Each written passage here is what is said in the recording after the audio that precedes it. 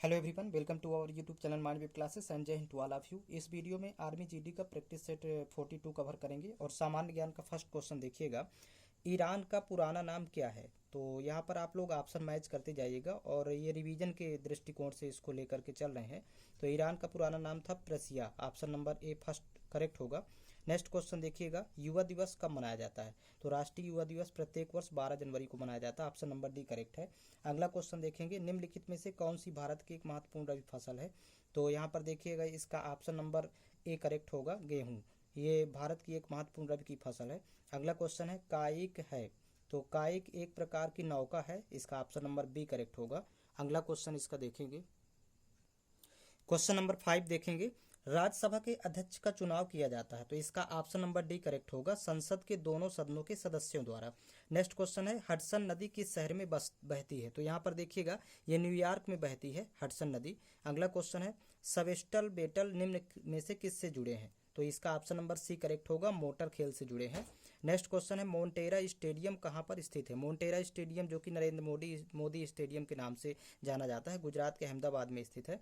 ये option number A correct होगा। अगला क्वेश्चन है, निम्न में से भारत को किसकी सदस्यता प्राप्त नहीं है? तो ये G9 की सदस्यता प्राप्त नहीं है। ऑप्शन नंबर ए करेक्ट है।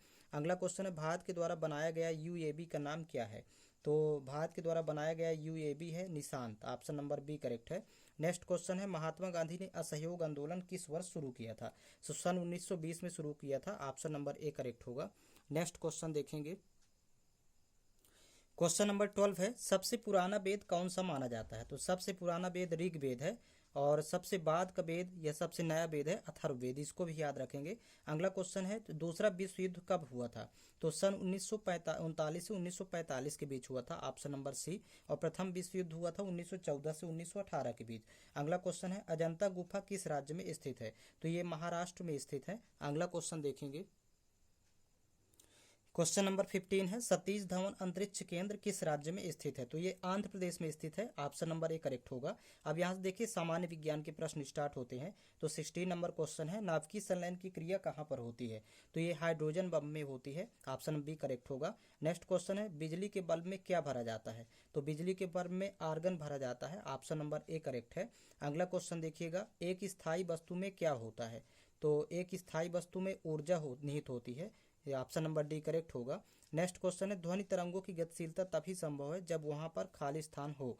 तो माध्यम की आवश्यकता होती है ध्वनि तरंगों की गतिशीलता के लिए, तो माध्यम हो। ऑप्शन नंबर बी करेक्ट है। अगला क्वेश्चन देखेंगे, क्वेश्चन नंबर 20 है, उन्नतोदर शीशे से बना हुआ प्रतिबिंब हमेशा खाली स्थान होता है तो अप्रतिबिंबित और सीधा होता है। ऑप्शन बी करेक्ट होगा। नेक्स्ट क्वेश्चन है, वर्नियर कैलिपर्स का अल्पतनांक या अल्पतांक निम्न होता है। तो इसका ऑप्शन नंबर सी करेक्ट होगा, 0.01 सेंटीमीटर। इसको आप लोगों को याद करना है, रिवीजन भी करना है बार बार। तो देखिएगा, विद्युत वाहक बल की इकाई क्या होती है?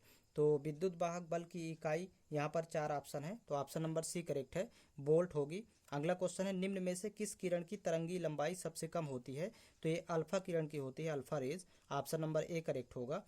अगला क्वेश्चन है, कैल्शियम कार्बोनेट गर्म करने पर क्या उत्पन्न करता है? तो ऑप्शन देखिए, 4 ऑप्शन है आपके सामने, तो इसका ऑप्शन नंबर सी करेक्ट होगा, कार्बन डाइऑक्साइड।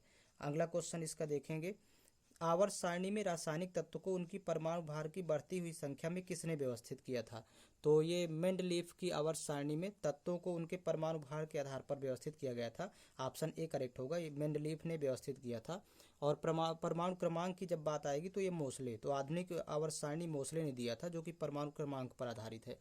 नेक्स्ट क्वेश्चन देखेंगे, क्वेश्चन नंबर 26 है, एवोगेड्रो संख्या का मान कितना होता है? तो यहाँ पर देखिए, ऑप्शन सी करेक्ट होगा, 6.023 यहाँ पर होगा, गुणे 10 की घात 23। ऑप्शन सी करेक्ट है। अगला क्वेश्चन देखिएगा, निम्न में से कौन सा ईंधन के लिए उपयोग में आता है?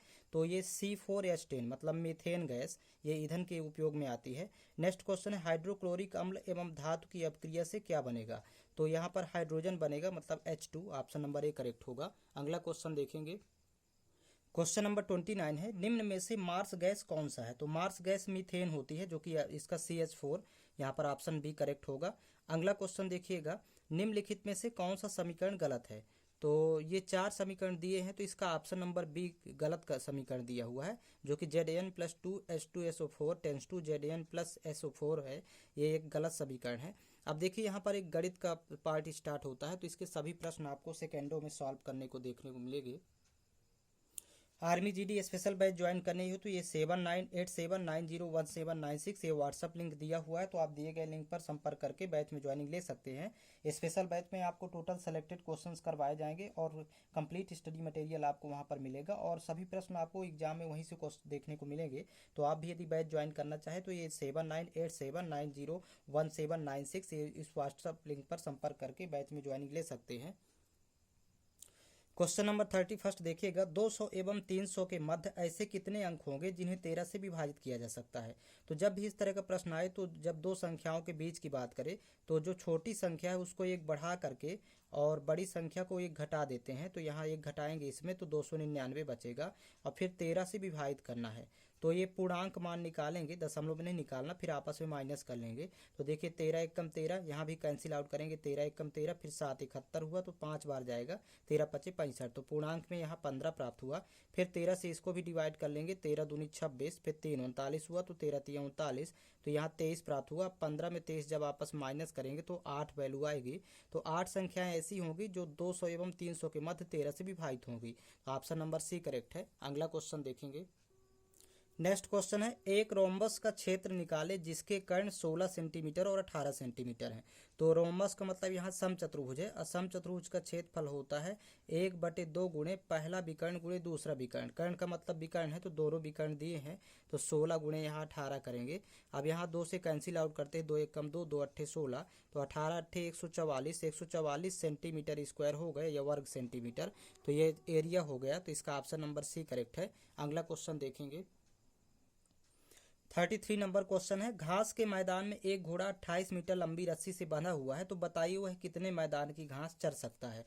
तो यहाँ पर एक वृत्ताकार मैदान है और ये रस्सी जो दी हुई है तो ये वृत्त त्रिज्या हो जाएगी वृत्त की, जो कि 28 मीटर है। तो ये वृत्त के क्षेत्रफल के बराबर घास चरेगा। तो ये यहाँ पर देखिए, यहाँ पर त्रिज्या दिया है 28 मीटर। तो एक फार्मूला था कि यदि त्रिज्या पता हो, त्रिज्या, तो परिधि भी आप डायरेक्ट बता सकते हैं परिधि, और क्षेत्रफल भी डायरेक्ट बताया जा सकता है। जैसे त्रिज्या 7 सेंटीमीटर ले लेते हैं, 7 स्टार्टिंग में, तो परिधि 44 होगी। यदि त्रिज्या 7 है तो परिधि 44, क्षेत्रफल 154। ये आपको फर्स्ट नंबर याद कर लेना है। अब त्रिज्या देखिए यहाँ पर दिया है 28, तो 7 में 4 का गुणा करेंगे, 7 चौक 28, मतलब 4 गुना है त्रिज्या। तो परिधि भी हो जाएगी 4 गुना। तो परिधि तो यहाँ ज्ञात नहीं करना, क्षेत्रफल निकालना है। तो क्षेत्रफल के लिए 4 का स्क्वायर कर लेंगे, मतलब 16 का गुणा कर लेंगे, तो यही एरिया आ जाएगा। जब 28 त्रिज्या होगी तो क्षेत्रफल देखिए 16 चौको 64 की 4 हासिल 6, 16 पंचे 80, 6 86 हासिल 8, 16 एकम 16, 16 8 24, तो 2464 वर्ग सेंटीमीटर हो गए, सॉरी वर्ग मीटर या मीटर स्क्वायर लिखेंगे इसको। तो 2464, ये ऑप्शन नंबर बी करेक्ट होगा। तो इस तरह फाइंड करते हैं डायरेक्ट, मतलब त्रिज्या 28 होगी तो क्षेत्रफल हो जाएगा 2464। तो ये क्षेत्रफल वृत्त का आ गया। इतने ही घास क्षेत्र की घास चर सकता है घोड़ा, क्योंकि 28 मीटर ये त्रिज्या थी, रस्सी की लंबाई ही त्रिज्या होती है, ये याद रखेंगे। नेक्स्ट क्वेश्चन देखिएगा। क्वेश्चन नंबर 34 है, कितने समय में कोई धन अपने से 3 गुना हो जाएगा यदि साधारण ब्याज की दर 10% प्रति वर्ष हो। तो यहाँ पर देखिएगा समय पूछ रहा है।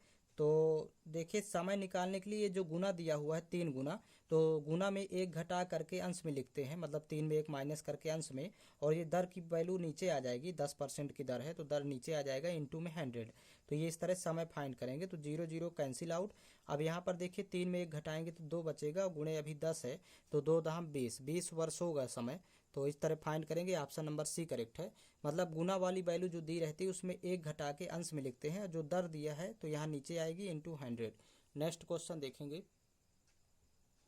नेक्स्ट क्वेश्चन है, एक फौज के 6% सैनिक लड़ाई में जख्मी हुए, फिर भी 282 सैनिक अभी स्वस्थ हैं। तो बताओ कि लड़ाई में कितने सैनिक जख्मी हुए। प्रतिशत दिया है 6% जो कि जख्मी हुए थे। तो कुल सैनिक होते हैं 100%।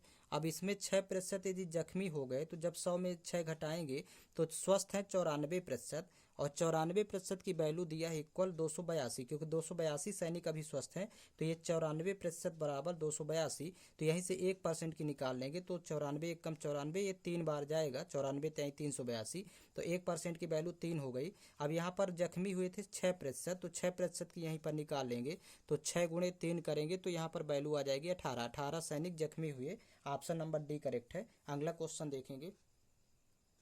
क्वेश्चन नंबर 36 है m square plus 11 mn plus 18 n square का गुणनखंड क्या होगा। तो यहाँ पर देखिएगा गुणा करने पर 18 एकम 18 आए, जोड़ने पर 11 आना चाहिए। तो देखिएगा बीच वाले पद को दो पदों में डिवाइड कर देंगे, मतलब एम स्क्वायर प्लस इसको 11 mn को लिखेंगे 9 mn और प्लस 2 mn।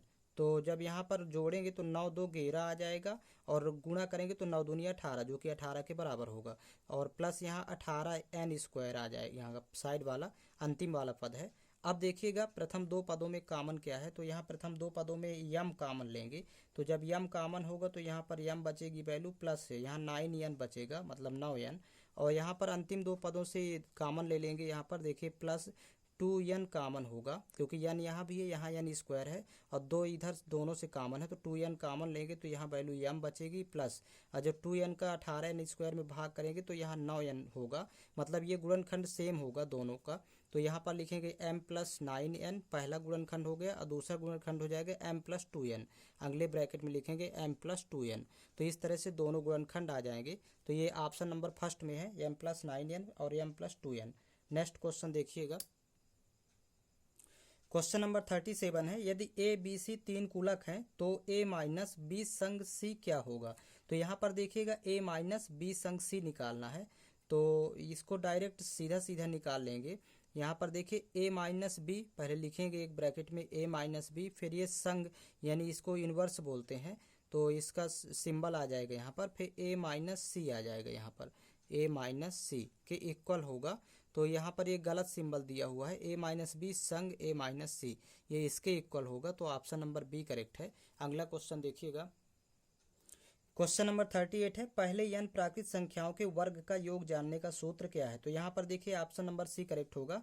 प्रथम n प्राकृत संख्याओं के वर्गों का योग निकालने का फार्मूला होता है n into n plus 1 into 2n plus 1 अपान 6। ऑप्शन नंबर सी करेक्ट है। अगला क्वेश्चन देखेंगे, क्वेश्चन नंबर 39 है 2 6 8 24 का ज्यामितीय माध्य क्या होगा। तो ज्यामितीय माध्य निकालने के लिए देखिए यहाँ पर मध्य पदों का जब गुणा करेंगे आपस में और बाह्य पदों का गुणनफल तो ये इक्वल आएगा, 24 दूनी 48 6 अट्ठे 48। तो जब वैल्यू इक्वल आएगी तो इसको स्क्वायर रूट के अंदर लिखते हैं 48, यही ज्यामितीय माध्य होगा, इसको याद रखिएगा। ऑप्शन नंबर ए करेक्ट है। तो इसको डिटेल से नहीं सॉल्व करते हैं, इसको याद रखिएगा, स्क्वायर रूट ऑफ मध्य पदों गुणनफल और बाह्य पदों गुणनफल, जो वैल्यू आती है इक्वल वैल्यू उसको स्क्वायर रूट के अंदर लिखते हैं। अगला क्वेश्चन देखिएगा, नेक्स्ट क्वेश्चन है sine theta plus cos theta का अधिकतम मान कितना होगा। तो इसको आप लोग फाइंड करेंगे, ये त्रिकोणमिति का अलग से एक वीडियो बना दिया जाएगा। तो अधिकतम मान इसका ऑप्शन नंबर डी करेक्ट है, स्क्वायर रूट 2।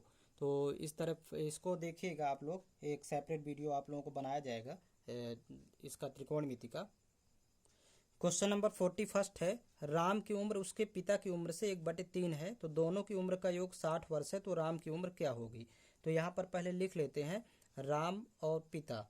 अब यहाँ पर देखिए प्रश्न के अनुसार राम की उम्र उसके पिता की उम्र से 1/3 है, तो मतलब पिता यदि 3 है तो राम की उम्र है 1, तो इस तरह से 1/3 है राम पिता से। अब ये वर्तमान आयु यहाँ पर दिया है, अब उनके दोनों की उम्रों का योग 60 वर्ष दिया है, तो यहाँ अनुपात में जोड़ लेंगे तो 3 1 4, और 4 अनुपात की वैल्यू 60 के है, तो 4 एकम 4 15 चौको 60, तो 1 अनुपात की वैल्यू 15 आ जाएगी। और यहाँ पर राम की उम्र पूछ रहा है तो 1 ही दिया है अनुपात में, तो जो कि 15 वर्ष है, तो इस तरह से राम की उम्र 15 वर्ष होगी। ऑप्शन नंबर बी करेक्ट है। अगला क्वेश्चन देखेंगे, क्वेश्चन नंबर 42 है 6x square minus 13x plus 5 के गुणनखंड क्या होंगे। तो यहाँ पर पहले लिख लेते हैं 6x square minus 13x plus 5। अब इसके गुणनखंड ज्ञात करना है, तो देखिएगा गुणा करने पर 6 पंचे 30 हो और जोड़ने घटाने पर माइनस का 13, तो बीच वाले पद को दो पदों में बांटेंगे। तो देखिए 6x स्क्वायर माइनस का 10x और माइनस का 3x, तो 10 और 3 जुड़ेगा माइनस माइनस, तो यहाँ माइनस ही सिंबल आएगा पर जुड़ जाएगा 13 हो जाएगा, और गुणा करेंगे माइनस माइनस प्लस होगा, 10 तिहाई 30 जो कि 6 पंचे 30 की इक्वल है, और प्लस यहाँ पर 5। अब फर्स्ट दो पदों में देखिए कॉमन लेंगे तो यहाँ पर दो दोनों से भी कॉमन है, मतलब दोनों को डिवाइड करेगा 2, और x भी कॉमन लेंगे, मिनिमम पावर यहाँ लिया जाता है, तो 3 बार जाएगा तो यहाँ 3x होगा, और यहाँ पर 5 बार जाएगा तो 3x माइनस 5 आ गया। अब देखिए सेम वैल्यू यहाँ पर लिखी हुई, तो माइनस का एक कॉमन ले लेते हैं क्योंकि ये सिंबल चेंज करना है, यहाँ माइनस से प्लस और प्लस को माइनस, क्योंकि यहाँ माइनस लगा है ये प्लस है। तो देखिएगा माइनस एक दोनों से कॉमन लेंगे तो यहाँ 3x माइनस 5 मतलब सेम गुणनखंड आ जाएगा। तो देखिए दोनों से जब गुणनखंड ये बाहर ले लेंगे, मतलब एक गुणनखंड दोनों से कॉमन ले लेंगे तो ये बाहर वाली संख्या को अगला गुणनखंड बना देते हैं 2x माइनस 1। तो ये दोनों सेम गुणनखंड यहाँ पर देखिए ऑप्शन नंबर फर्स्ट में दिया हुआ है, सॉरी ऑप्शन नंबर थर्ड में है 2x माइनस 1 और 3x माइनस 5। तो ऑप्शन नंबर इसका सी करेक्ट होगा। अगला क्वेश्चन देखिएगा, क्वेश्चन नंबर 43 है, यदि 6, 8, 10 x 7 का समांतर माध्य 8 है तो x का मान क्या होगा। तो देखिए माध्य 8 दिया है, तो इन 5 संख्याएं यहाँ पर 1 2 3 4 5, 5 संख्याओं का माध्य 8 है, तो पांचों संख्याओं का योग निकालेंगे तो 6 plus 8 plus 10 plus x plus 7, इन पांचों संख्याओं का योग हो जाएगा 8 पंचे 40, मतलब 5 का गुणा कर देंगे माध्य में, क्योंकि संख्याएं 5 है तो ये योग फल के बराबर हो जाएगा। अब यहाँ पर देखिए x की वैल्यू फाइंड कर लेंगे तो 10 7 17, 17 और 8 यहाँ पर 25, 25 6 31, तो 31 और प्लस x बराबर यहाँ 8 पंचे 40। तो यहाँ पर x की वैल्यू निकालना, तो 31 को पक्षांतर कर देंगे तो 40, तो ये प्लस 31 इधर आएगा तो माइनस 31 हो जाएगा, तो वैल्यू बचेगी 9, क्योंकि 31 9 40 होता है, तो ये x की वैल्यू 9 होगी। ऑप्शन नंबर सी करेक्ट है। तो कभी भी जब माध्य दिया हो तो हमेशा योग निकाल लेते हैं, तो इन सभी संख्याओं को इधर योग के रूप में लिख लेंगे और जितनी संख्याएं हैं उसमें माध्य में उतने का गुणा कर देंगे तो इस साइड, तो इस तरह से x की वैल्यू फाइंड हो जाएगी। अगला क्वेश्चन देखेंगे, क्वेश्चन नंबर 44 है, निम्न में से सबसे छोटी संख्या कौन सी है। तो यहाँ पर देखिएगा धनात्मक संख्याओं को छोड़ देते हैं क्योंकि धनात्मक संख्या से छोटी ऋणात्मक होती है। अब यहाँ दो ऋणात्मक संख्याएं दी हैं, मतलब -5/7 और ये माइनस ऊपर अंश में लगाएंगे -4/7। अब इन दोनों में पता करना है कौन सबसे छोटी है, क्योंकि छोटी चारों में से पता करना था। तो तिर्यक गुणा करेंगे तो यहाँ 7 पना 35, मतलब माइनस का 35 यहाँ पर प्राप्त हुआ, और यहाँ 7 चौक 28, तो माइनस का 28। अब इन दोनों में छोटा ये होगा क्योंकि ऋणात्मक संख्या जितनी बड़ी होती है वह उतनी छोटी होती है, मतलब फाइनली -5/7 छोटा है सभी चारों भिन्नों में, तो ऑप्शन नंबर बी करेक्ट होगा। अगला क्वेश्चन देखेंगे, क्वेश्चन नंबर 45 है, यदि कुलक ए बराबर, कुलक का मतलब समुच्चय है, तो समुच्चय ए के सदस्य दिए 5 12 20 30 और तथा बी के सदस्य हैं 3 5 15 18 20, तो ए सरुनिष्ठ बी, मतलब इसको इंटरसेक्शन भी बोलेंगे या सरुनिष्ठ या उभयनिष्ठ बोलते हैं, तो ए सरुनिष्ठ बी निकालना है। तो देखिएगा ए सरुनिष्ठ बी का मतलब यहाँ सरुनिष्ठ में वही पद आएगा जो दोनों में होगा। तो देखिएगा यहाँ पर 5 है, यहाँ भी 5 है, तो एक तो ये कॉमन है दोनों में कॉमन देखना है, यहाँ 20 और 20 कॉमन है, तो मतलब 5 और 20 ही कॉमन है, और इसके अलावा इसमें दोनों में कॉमन कुछ नहीं है, तो इसका ऑप्शन नंबर डी करेक्ट होगा। ए सरुनिष्ठ बी के सदस्य हो जाएंगे 5 और 20। अगला क्वेश्चन देखेंगे, 46 नंबर क्वेश्चन रीजनिंग से स्टार्ट होता है। तो देखिएगा नीचे दिए गए एक सीरीज दी हुई है नीचे, तो इसको क्रम पता करना है, अगला पद क्या होगा इसमें।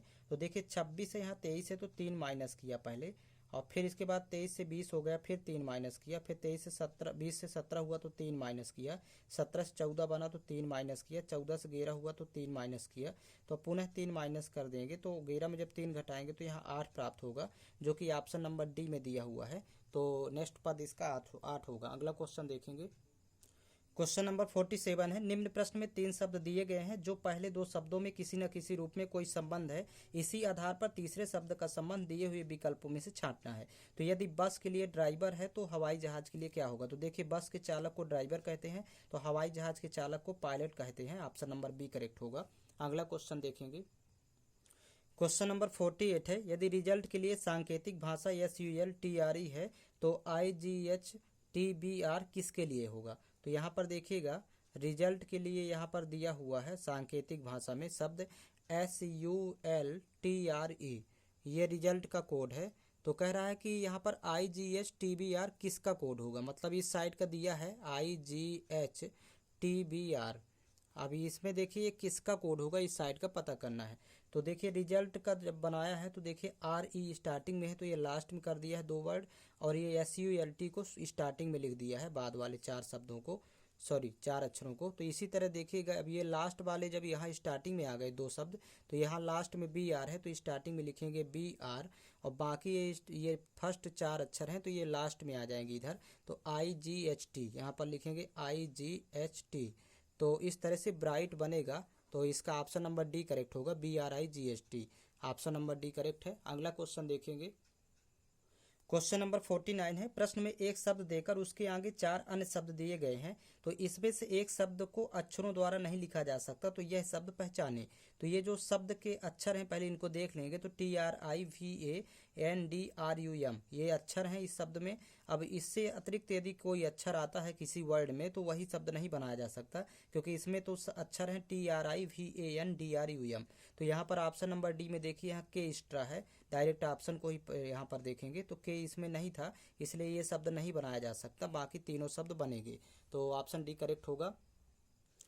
क्वेश्चन नंबर 50 है, अरुण आनंद का भाई है, सुषमा आनंद की माँ है, प्रकाश सुषमा का पिताजी है, मधु प्रकाश की माँ है, तो अरुण मधु से किस प्रकार संबंधित है।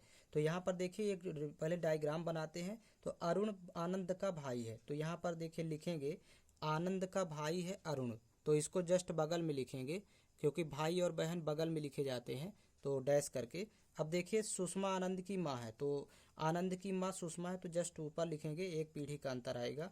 फिर इसके बाद देखिएगा प्रकाश सुषमा के पिताजी हैं, तो प्रकाश जस्ट सुषमा के ऊपर एक पीढ़ी का अंतर यहाँ भी आएगा, तो प्रकाश को लिखेंगे यहाँ पर, फिर सुषमा के पिताजी हैं। अब मधु प्रकाश की माँ है, तो प्रकाश की माँ है तो मतलब प्रकाश के ऊपर यहाँ पर लिखेंगे मधु, तो यहाँ पर मधु लिख लेते हैं डायरेक्ट, मधु प्रकाश की माँ है। अब इसमें देखिएगा कह रहा कि अरुण मधु से किस प्रकार संबंधित है। तो मधु के देखिए पुत्र की पुत्री का पुत्र, तो यहाँ पर पौत्र होगा, मतलब यहाँ पर देखिएगा ये 3 पीढ़ी के बाद की बात कर रहा है, चौथे पीढ़ी में है, तो पर पौत्र, तो ऑप्शन नंबर सी करेक्ट है। नेक्स्ट क्वेश्चन देखें, सॉरी इसमें इतने ही क्वेश्चंस थे, और इसका सभी वीडियो आपको चैनल के प्लेलिस्ट में मिल जाएंगे, प्लेलिस्ट बना हुआ है। और Indian army special batch join करनी हो तो ये व्हाट्सअप लिंक दिया हुआ है 7987901796, तो आप दिए गए लिंक पर संपर्क करके बैच में ज्वाइनिंग ले सकते हैं। वहाँ पर टोटल आपको सेलेक्टेड क्वेश्चन ही करवाए जाते हैं जो कि सीधे एग्जाम में पूछे जाएंगे।